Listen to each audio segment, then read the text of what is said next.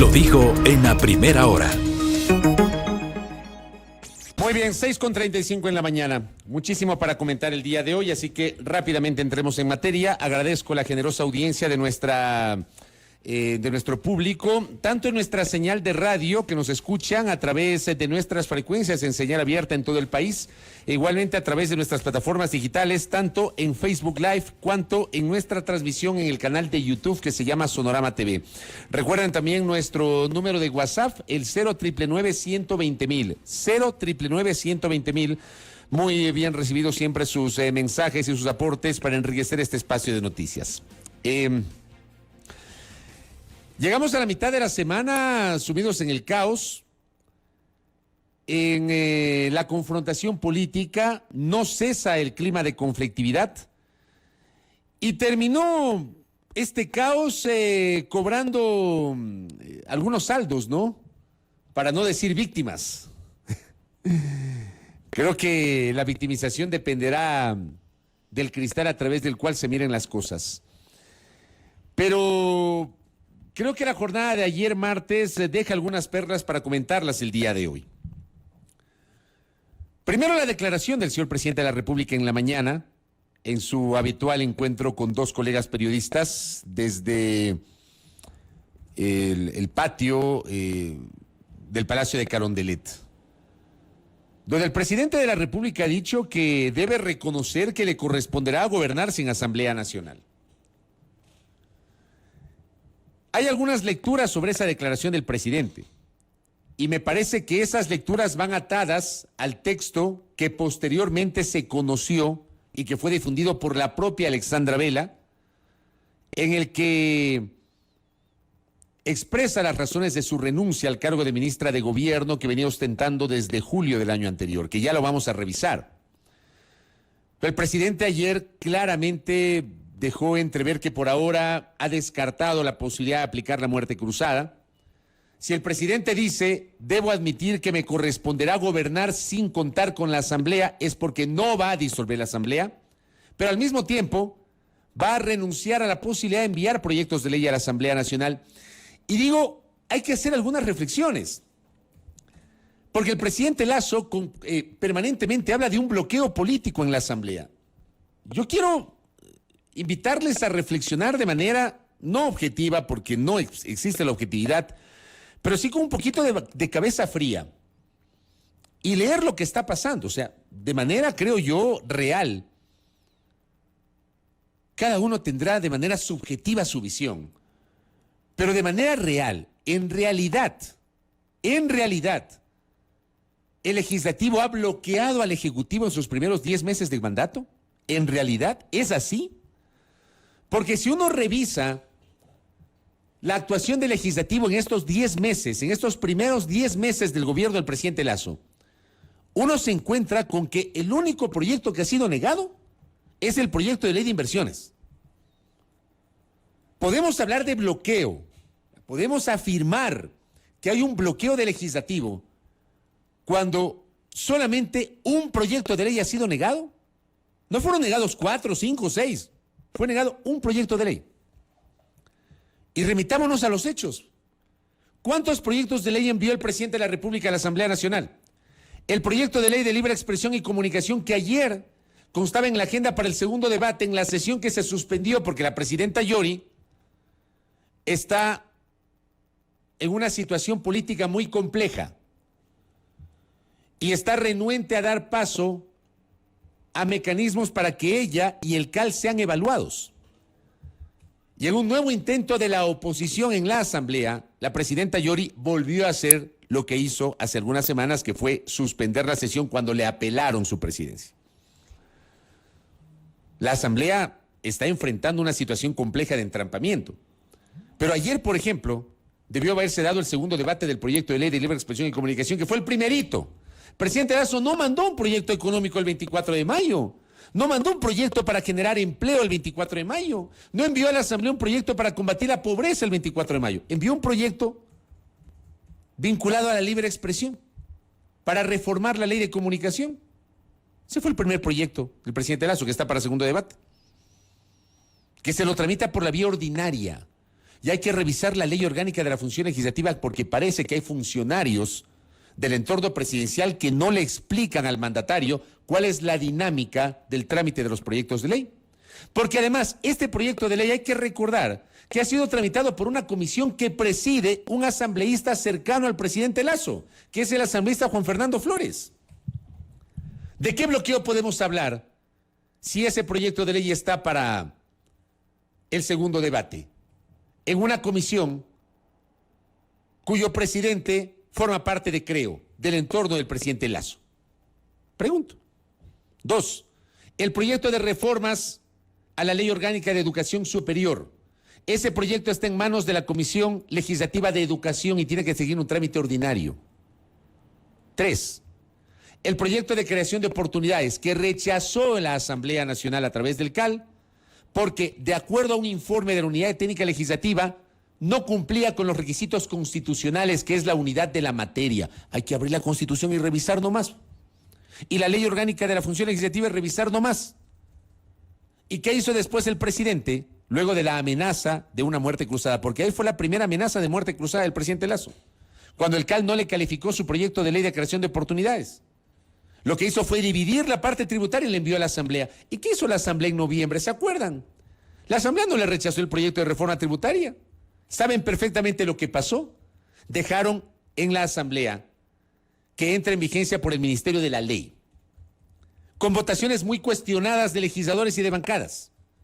Pues no le rechazaron el proyecto de ley y está vigente la reforma tributaria. Tanto así que en enero, cuando mucha gente que respaldaba inicialmente la reforma tributaria empezó a hacer números para sus declaraciones de impuestos, ¿y qué pasó?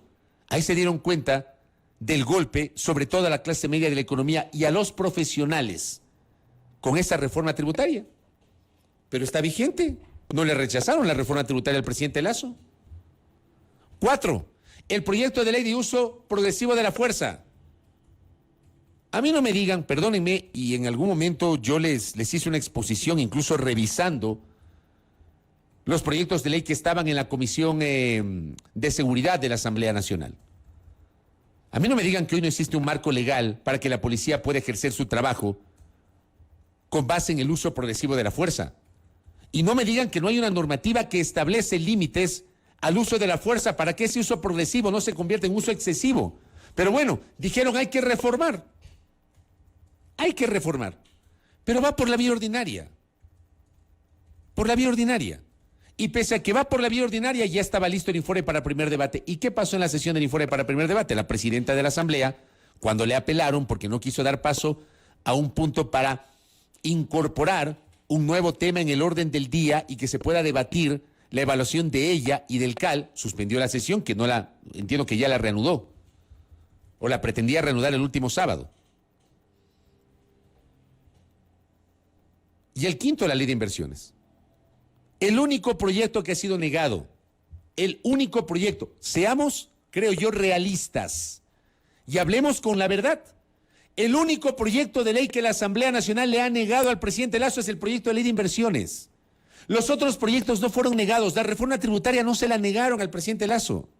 No se la negaron. La reforma tributaria está vigente.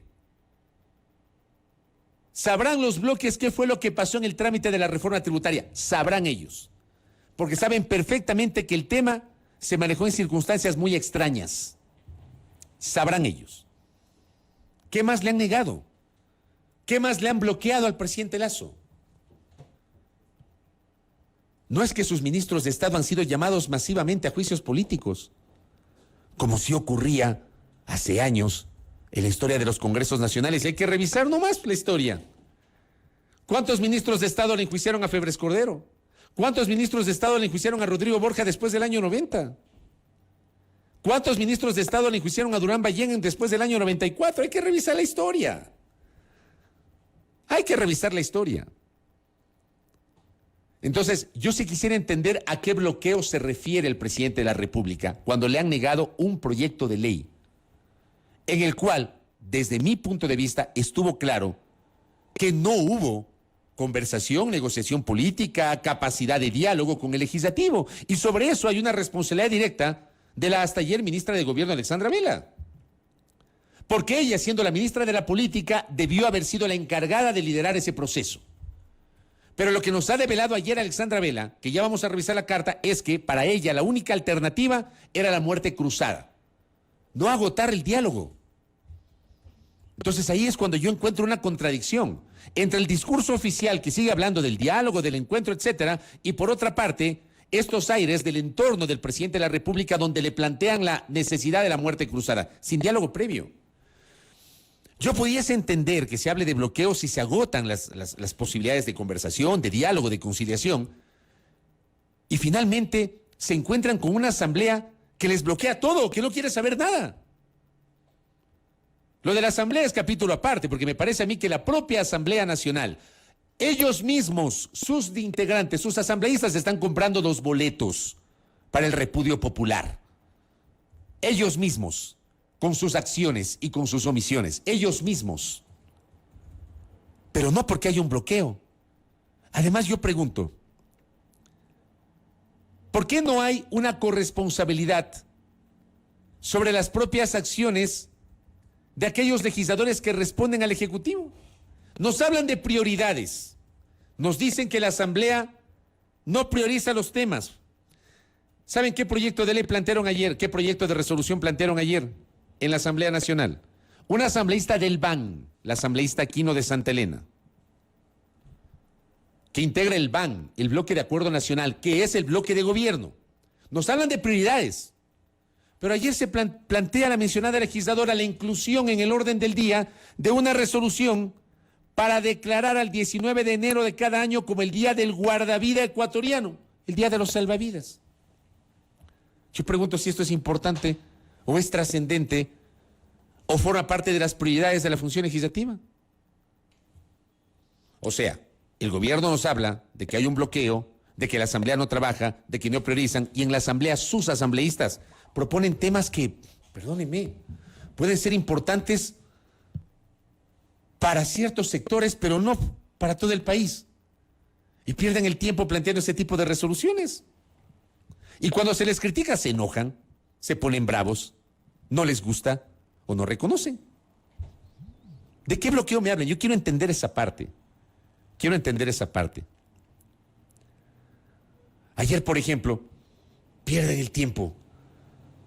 Y lo hizo un asambleísta de Creo, el asambleísta Flores, de plantear un proyecto de resolución para condenar, para que la Asamblea condene la invasión de Rusia a Ucrania. Perdónenme, es mi visión. Frente a las necesidades que tiene el país, a mí me parece una pérdida de tiempo que la Asamblea destine tiempo de debate político para una resolución en ese sentido. Una resolución institucional. Para eso está la Cancillería, que la Cancillería maneje la posición del Estado ecuatoriano, que ya lo ha manejado. Ecuador ha condenado la invasión, de que considera una invasión de Rusia a Ucrania. Es la posición de la Cancillería, la posición del Estado ecuatoriano representado por el gobierno del presidente Lasso. Pero pierden el tiempo en una resolución como esta. Perdónenme. Y son asambleístas que forman parte del entorno de Creo, que es el movimiento político que actualmente nos gobierna. ¿Ya? Entonces, esas cosas no comprendo. Cuando el presidente dice, no voy a contar con la Asamblea y no voy a mandar proyectos de ley, entonces no va a haber reforma laboral. No va a haber reforma laboral, porque empezó un diálogo con el FUT, que yo sí creo que es necesario un diálogo con los sectores sindicales, a efectos de elaborar una normativa que actualice la legislación laboral en el Ecuador. Pero eso no se puede hacer por decreto ni por reglamento. Hay que ir a la Asamblea. ¿Por qué no comenzar con un proceso de diálogo de largo aliento con la Asamblea Nacional, liderado por el Ejecutivo, con los sectores sindicales, con las cámaras de la producción, con la sociedad, a efectos de construir una normativa laboral de consenso? ¿O no es posible en este país? Yo pregunto si eso es utópico lo que estoy diciendo, si es una quimera. El que el Ejecutivo lidere una cruzada para construir una normativa laboral acorde a los tiempos modernos. Porque está claro que el Código del Trabajo tiene que ser reformado. Porque es un código de trabajo que en muchos espacios no responde a las realidades del Ecuador. y del mundo. Porque incluso la pandemia nos cambió y cambió nuestras lógicas. Y con base en la experiencia de estos 2 años de pandemia, hay que adaptar la normativa legal al plano laboral. ¿Por qué no hacerlo?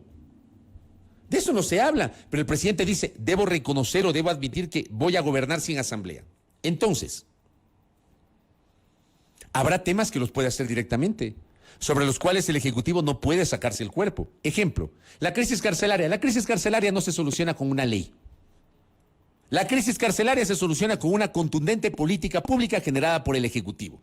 Para eso el presidente Lasso no necesita Asamblea Nacional. El presidente Lasso no necesita Asamblea Nacional para implementar un plan económico.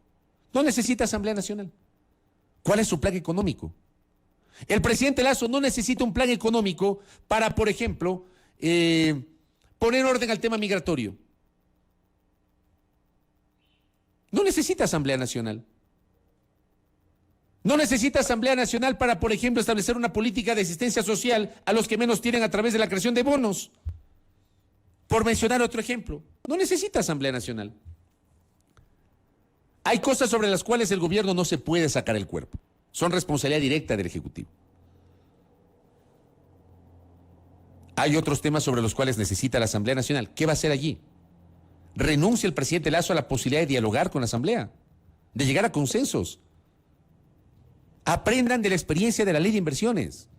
La ley de inversiones se cae no solo por responsabilidad de la Asamblea, sino por responsabilidad del Ejecutivo. Porque el Ejecutivo no le interesó llegar a un consenso con las bancadas legislativas, no con asambleístas por separado, de manera individual, sino con las bancadas,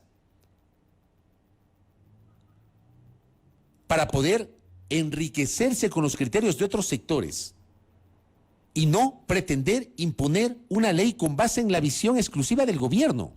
Porque entonces, que gobierne solo el presidente Lasso y que no haya asamblea y que no haya oposición. Pero es que eso no era lo que cuestionaban antes. Yo pregunto, antes, cuando eran oposición, no cuestionaban eso. Y hoy están haciendo exactamente lo mismo de aquello que criticaron largamente en el pasado. Largamente en el pasado. Que no va a enviar más reformas. ¿Qué va a hacer con el tema laboral? ¿Qué va a hacer con el tema laboral?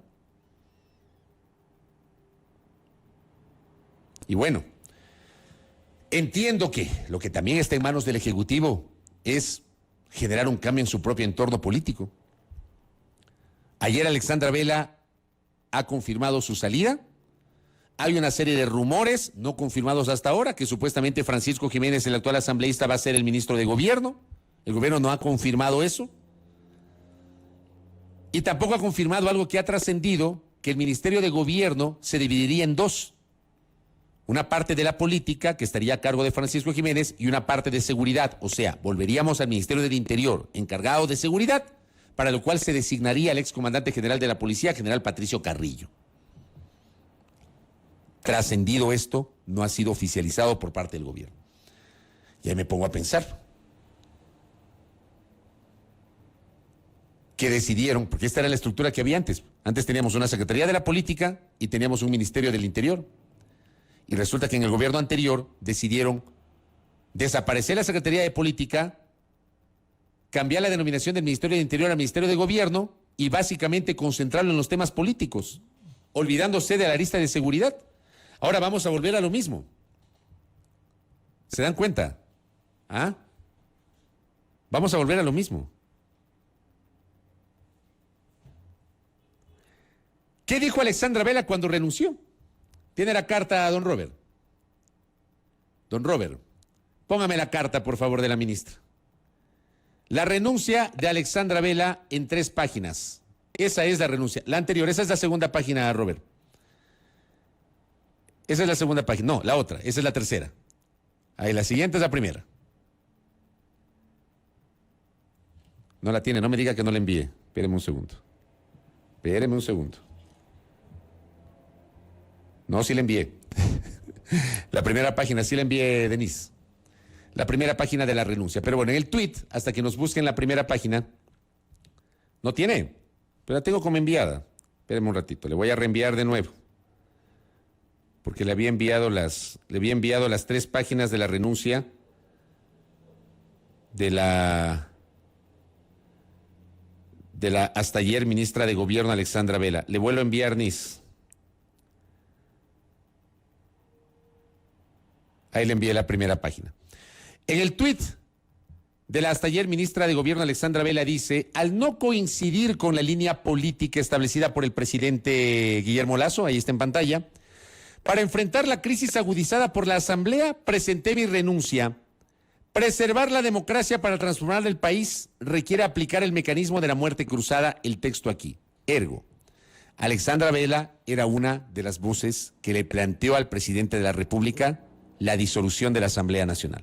Tenemos ya la primera página. Ok, vamos con la primera página. Esa es la primera página de la carta que le envía Alexandra Vela ayer. Toda esa primera parte, ella habla de cómo le llamó el presidente hace más de 8 meses, que ella estuvo dedicada a sus actividades particulares y que finalmente la mañana del 14 de julio viajó a Quito para asumir el Ministerio de Gobierno, que enfrentó ese enorme desafío con el objetivo de aportar con su conocimiento y experiencia la recuperación de la democracia. Esa primera parte de la carta básicamente es una especie de anecdotario donde Alexandra Vela explica que ella estaba dedicada a otros menesteres hasta que finalmente aceptó la invitación del presidente Lasso para acudir a la cartera de gobierno. La siguiente página, por favor. Que ahí está, esa siguiente página tiene el condumio.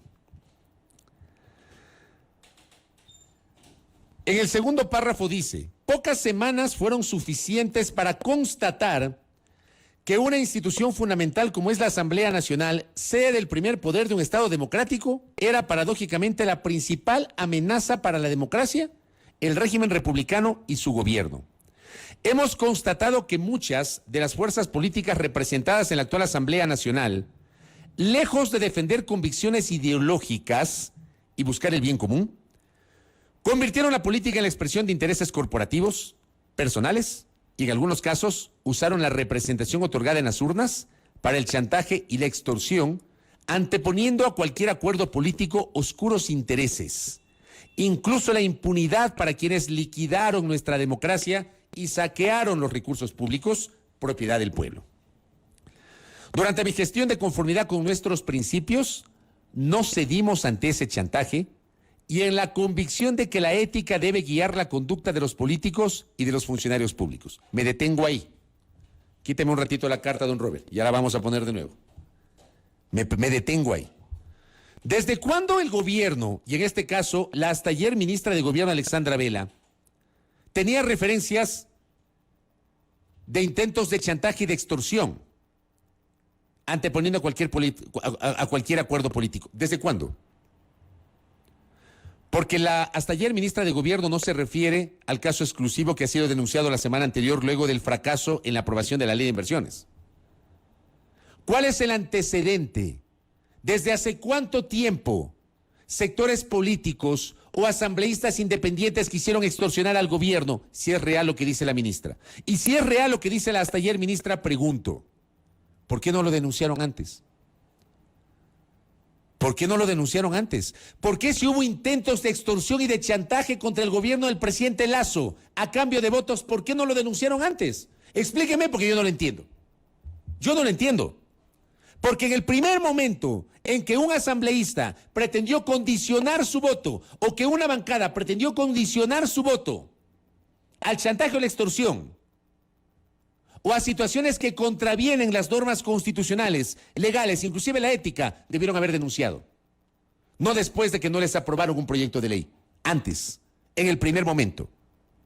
Porque aquí, reitero, dice que convirtieron la política en la expresión de intereses corporativos, personales y en algunos casos usaron la representación otorgada en las urnas para el chantaje y la extorsión, anteponiendo a cualquier acuerdo político oscuros intereses, incluso la impunidad de quienes liquidaron nuestra democracia. ¿A quiénes se refieren? ¿A quiénes? ¿Por qué no lo denunciaron? Póngame de nuevo la carta, por favor, esa segunda página, don Robert. Muy bien. Más abajo habla del Estado de Derecho, la ley es la norma de la conducta. Dice más abajo: el diseño constitucional, las disposiciones de la ley de elecciones, la conducta de la mayoría de los legisladores impiden el progreso del Ecuador y la consolidación de su frágil democracia. Las condiciones a las que se ha llegado colocan al gobierno ante la imposibilidad de un acuerdo parlamentario con fuerzas políticas que antepongan el bien común, alejadas del populismo y la búsqueda de impunidad para la corrupción, tornándose inevitable recurrir a drásticos mecanismos constitucionales. En múltiples reuniones con tosudez he sostenido que para el bien de su gobierno, las reformas que necesita la economía y la permanencia de la democracia es mejor la muerte cruzada. Camino sin lugar a dudas riesgoso, pero al mismo tiempo, denle la siguiente página, don Robert.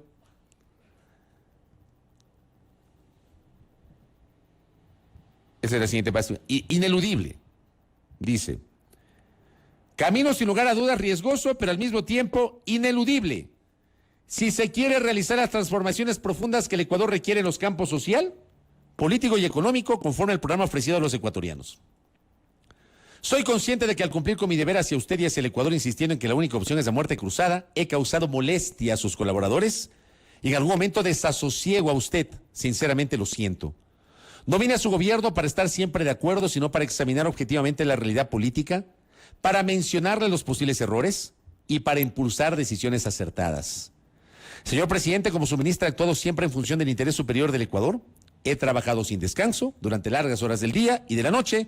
He respetado los principios éticos que han guiado mi vida y he actuado de acuerdo a sus orientaciones. En este momento su decisión, que no tengo dudas se inspira en su convicción de que es la mejor para el Ecuador, avanza por un camino que no considero el más adecuado para salvaguardar la democracia y el desarrollo del Ecuador. Por estas razones le presento mi renuncia al cargo de ministra de Gobierno con el que me honró. Gracias, don Robert. Alexandra Vela era una de las que planteaba con fuerza la muerte cruzada. Pero hay una serie de elementos que yo les invito a analizar de esta carta que la propia Alexandra Vela hizo pública. Primero, yo pregunto públicamente, yo creo que sobre esto debería haber muchísima más información y a la vez sinceridad. ¿En realidad el gobierno agotó todas las posibilidades de diálogo con la Asamblea? Pregunto. Porque de lo que conocemos, al menos a nivel público, perdónenme, nosotros no hemos visto que el gobierno haya agotado posibilidades de diálogo con la Asamblea. Yo no he visto. No sé si ustedes han visto. Ya le vamos a preguntar a Mauricio Alarcón y a David Chávez, que estarán con nosotros en minutos aquí en una interesante tertulia junto a Belkis y quien les habla. Yo no he visto que el gobierno haya agotado diálogos abiertos, públicos, transparentes, a la luz de la opinión pública, con los sectores políticos. Yo no lo he visto. No lo he visto. No sé ustedes, yo no lo he visto. Para que se llegue a esta conclusión de que ante el bloqueo, porque luego de estos diálogos que deberían ser públicos, transparentes, a la luz de la opinión pública, etcétera, tengamos una clase política caníbal que no quiere saber nada de dialogar o de conciliar o de consensuar con el gobierno. ¿Qué nos devela eso? Que ha habido muchas reuniones, leyendo entre líneas lo que ha publicado en su carta de renuncia la hasta ayer ministra de Gobierno Alexandra Vela, que hubo reuniones pero a espaldas del pueblo ecuatoriano. Y por eso la gente repudia a la política. Por eso la gente repudia a los políticos.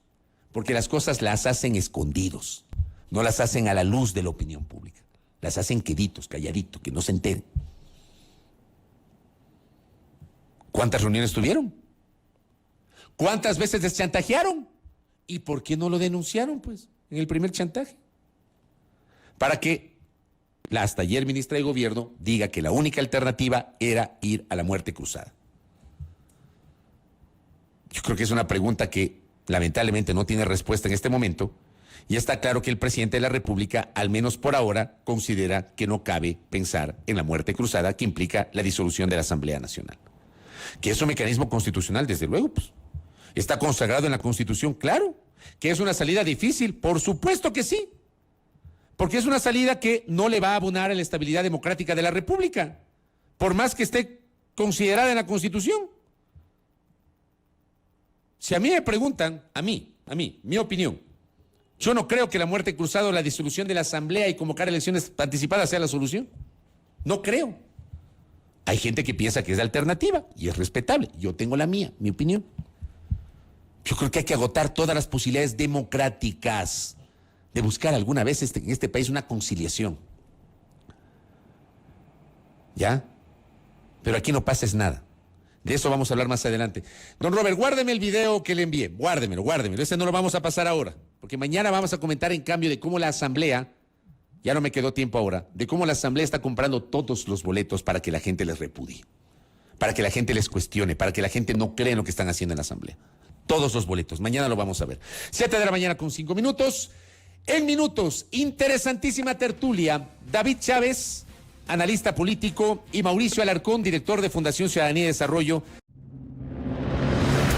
Primera plana. Todas las noticias, todas las voces.